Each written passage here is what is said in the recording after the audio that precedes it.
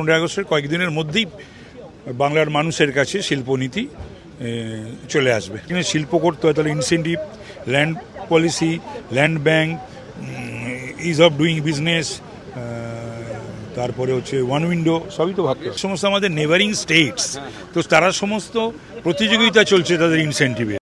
বাংলায় শিল্পপতি থেকে শুরু করে উদ্যোগপতিদেরকে উৎসাহিত করার জন্য নয়া শিল্পনীতি আসছে। এই মুহূর্তে রাজ্য শিল্পমন্ত্রী তাপস রায় রয়েছেন।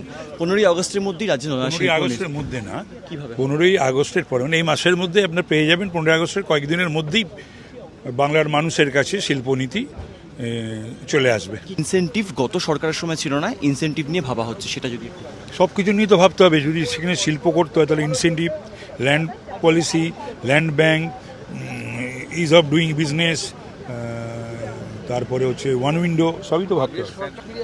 ইনসেন্টিভ চতুর্দিকে যে সমস্ত আমাদের নেবারিং স্টেটস, তো তারা সমস্ত প্রতিযোগিতা চলছে তাদের ইনসেন্টিভের।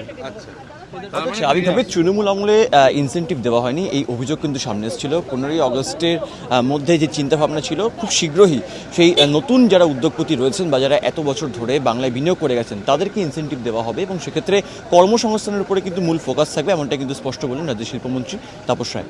ক্যামেরায় বাপন সাহের সঙ্গে সুব্রজিৎ চক্রবর্তী, এই সময় লাইভ, কলকাতা।